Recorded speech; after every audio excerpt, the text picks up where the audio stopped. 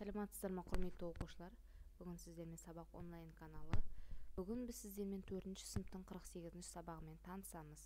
Сабақтың тақырыбы көп таңбалы сандарды екі таңбалы санға қалдықпен жазбаша бөлу.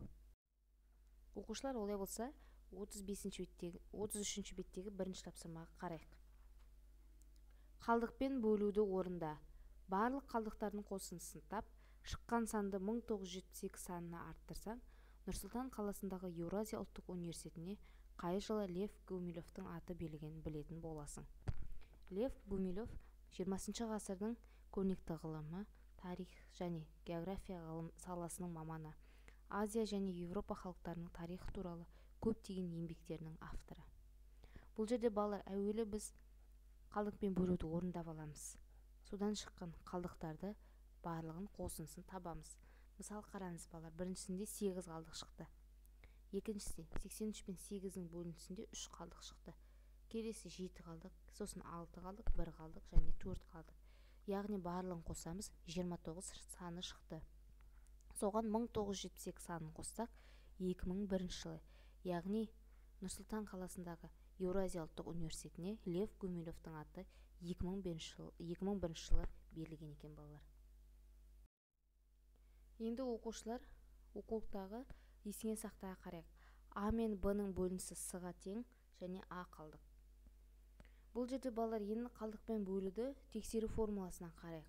А тең Б мен С-ның көбейтіндісін А-ға қосамыз. А деп отқан бөлінгіш, Б бөлгіш, С бөліндінің мәні. А деп отқанымыз бұл қалдық. Мысалы алып қарайық балалар, қалдықпен бөлу орындасақ. Мысалғы 9 бен 2-ның бөлінісі 4-ке тең 1 қалдық, иә? Енді біз оны қалай тексереміз? Бұл жерде А деп отқан бөлінгіш қой. Мысалғы 9, иә? Бөлгіш 2. С деп отқан бөліндінің мәні 4, иә? А қалдық 1 қалдық шықты. Енді қалай тексереміз? А тең деп Б мен С-ны көбейтіп аламыз. Яғни бөлінгіш тең, бөлгіш пен бөліндінің мәнін екеуін көбейтеміз. Мысалы, 2 мен 4-ті көбейтесіз, 8 шығады, соған 1 қалдықты қосасыз, сонда 9 мына жаңағы біздің бөлінгішіміз шықты. Енді үтірден кеңесіне қарайықшы балалар. А Б-дан кішкентай деді. Бұл жерде Б деп отқанымыз бөлгіш қой. Бөлгіш әрдайым ол үлкен сан болады. Қалдықтан үлкен болады. Мысалғы балалар, дәл осы біз екінші тапсырманы орындайық. 123 пен 4-дің бөлінісі 30-ға тең. 3 қалдық шығады. Мысалы бұл жерде бөлгіш үлкен, иә? 3 деп отқан қалдық, одан міндетті түрде кішкентай болады. Сол сияқты 215 пен 7-ның бөлінісі 30-ға тең 5 қалдық шығады. Бұл жерде бөлгіш 7 міндетті түрде қалдыққа қарағанда үлкен болады. Сонда балалар ережесі қалдық бөлгіштен үлкен болмау керек қой. Келесі 3-ші тапсырманың асына қарайық. 18-ге, 46-ға, 12-ге, 28-ге, 32-ге бөлген кезде қандай қалдық болуы мүмкін екен қарастырайық. Мысалы 18-ге бөлген кезде біз кез келген санды 18-ге бөлген кезде қалдықпен шығады қандай сандар? 1 мен 17-ге дейінгі сандар. 46-ға бөлетін болсақ 1 мен 45 арасындағы сандар қалдық болады.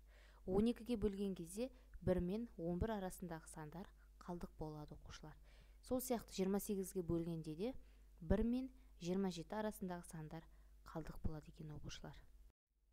Олай болса келесі 5-ші тапсырманы ашайық. Бұл бізде оқулықта 34-ші бет. Қалдықпен бөлуді орында және тексер. 297 мен 98-дің бөлінісі 3-ке тең 3 қалдық шығады. Енді тексеріп көрейік соны. 98 бен 3-дің көбейтіндісін есептеп аламыз.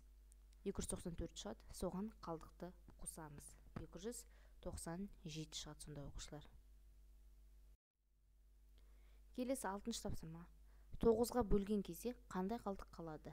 Ол әрине 1-ден 8-ге дейінгі сандар қалдық болады. Жаңа өзімізге айтқандай, бөлгіш міндетті түрде қалдықтан үлкен болады. Яғни 9-дан кіші сандардың барлығы қалдық болады. Келесі 7-ші тапсырма оқушылар. Кітапхана залында әр қайсында 6 сөреден 30 шкаф бар.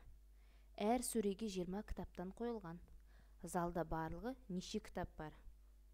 Балалар, әуелі 6 сөреден 30 шкаф бар. Яғни 6 мен 30-дің көбейтіндісі 180 шкаф бар. Әр сөреге 20 кітаптан қойылған. 180 мен 20-ның көбейтіндісі 3600-ге тең.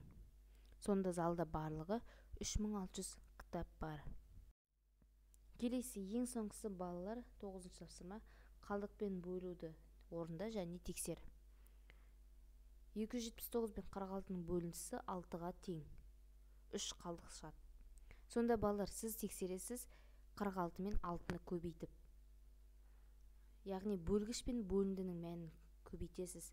Шығады, ол жерде 276 шығады. Оған 3 қалдықты қосасыз. Сонда 279 саны шығады. Бүгін сіздермен балалар біз 48-ші сабақпен танысқан болатынбыз. Келесі кездескенше сау болыңыздар.